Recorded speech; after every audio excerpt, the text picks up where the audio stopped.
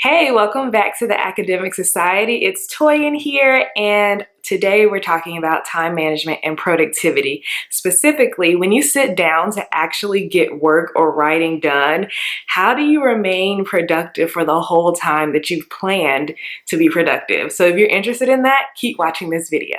Hi, I'm Toyin, the founder of the Academic Society. I got my PhD in math, landed my dream job as a lecturer, and I also create these videos for academics and grad students, and I love to talk about time management and productivity. So that is exactly what we're talking about today. So let's say you have work to get done and tomorrow you actually want to get a lot of work done. But sometimes you get distracted, you're unfocused, or you don't even feel the motivation to start working. So I'm going to share how to actually get work done when you sit down to get work done. And I'm going to break this down into like 8 different tips. So the first tip is to have a office morning routine. And so this morning routine is not just like wake up, wash your face, brush your teeth, get dressed, eat breakfast. It's when you actually sit down to get work done. What's the first thing you do? So I highly recommend having an office morning routine. I've done a video about it before. I'll link it up here somewhere, and I'll basically kind of skim through it. So as soon as you sit down, I like to just brain dump everything that's in my mind so I don't have to waste time thinking about what should I do next? What am I forgetting? I like get it all out in the first 5 minutes of my day. And then the key is you have to prioritize that list. So what I like to do is come up with 3 things for the day. So these are the 3 tasks that I want to get done that will help me feel like I did something today. You can of course do more things, but having 3 things that you can say, all right, I feel productive if I've done these 3 things is really important, because when your list is very long, you're more likely to do less of the list because you're so overwhelmed. So choose your top 3 priority list. And then I like to add in time. So I like to kind of estimate how long my tasks will take and write that down, because you don't want to like start working on something and then just kind of let it drag on throughout your day, and then you don't have time to get the other things done. So try to estimate how much time things are going to take and like write that down. I want to spend an hour and a half researching this topic. I want to spend 30 minutes going over my notes to prepare to teach, things like that. So you can do it with like time slots, but you can also do it with like starting times. Like I want to start working on this thing at 9 o'clock. I'm going to start working on the next thing at 11:30. I'm going to take lunch, start working on the third thing by 1:30. So you have kind of deadlines to help motivate yourself to keep going. And the final thing on the morning office routine is to check your email. So I never check my email first because that will distract me. So now that I have a plan for my day, I can go back to my email. I may have missed things, and so I can check my email to see what kind of other deadlines and due dates I need to add to my list. So that's my first tip. My next tip is to find a designated workspace. So especially when you're at home, having a designated workplace is really helpful, so your body can know when I sit here, I'm gonna be productive. That's why you don't really want to do work in like your bed or maybe on the couch in front of the TV, because your brain is like, oh, this is where we watch TV. I want to watch TV.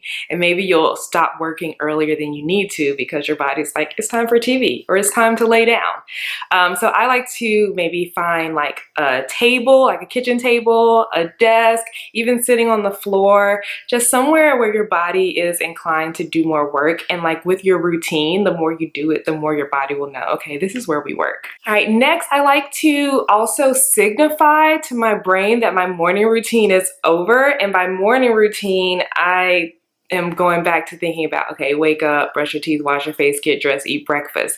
I like to do something that like disrupts my morning routine and puts me in the vibe for working. So when I'm at home, I may go take a walk around the neighborhood, go check my mail, I'll maybe wash the dishes, like do something that says, okay, this is the last thing I'm doing as part of my morning routine.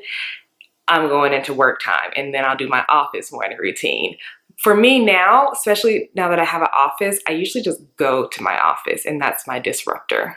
My next tip is to not check your email all day. That will distract you so much, and you'll have to keep restarting your work every time you check your email. You don't want to check your email every time something comes in. Unless you know something important is waiting for you, nothing important is really happening. So I highly recommend checking your email like 3 times a day. In the morning, after the morning office routine, maybe while you're eating your lunch, and then by the end of the day. I think that is plenty time to check your email. So my next tip kind of was in my first tip. It was to set times and deadlines for yourself to hold yourself accountable. So you could either do timestamps, like I want to work on this for 50 minutes, or you can do I want to start this at 3 o'clock, things like that. Okay, my next tip is the Pomodoro Technique. So there are many ways to do it. Pomodoro means tomato. I think it's based on a tomato timer, if I'm not mistaken. But basically, just like working for long periods of time can quickly drain you, and it's easy for you to feel burnt out, and maybe you'll stop working earlier than maybe you want because you're so tired because you've been working for like 3 hours straight.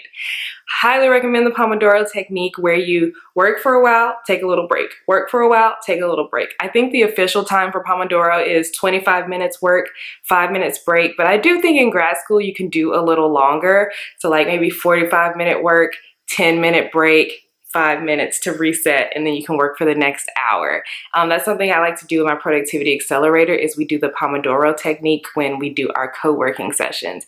And I think it really helps you not feel so drained, to like take that moment to reset, refresh your mind, get up, get a snack, drink some water, and then get back to work, because you feel a little more refreshed, and it's almost like you're just starting again your work. So you're always like most productive at the beginning. Maybe.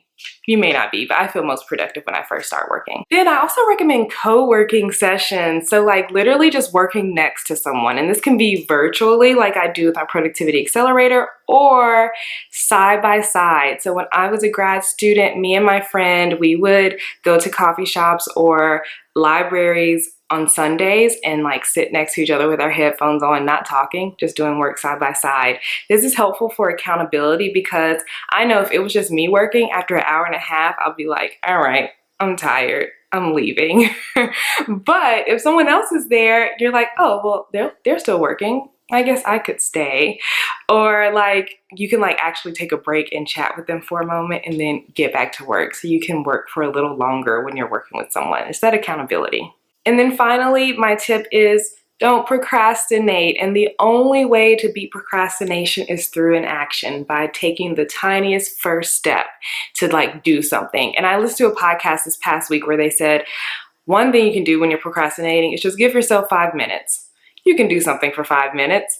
And then after that 5 minutes, maybe you have another 5 minutes, and then you're kind of in the zone and you're working. So those are my 8 tips for being productive as you sit down to do work, to make the most out of your working and writing sessions. Let me know if you have any other tips. I would love it if you share them in the comments for other grad students.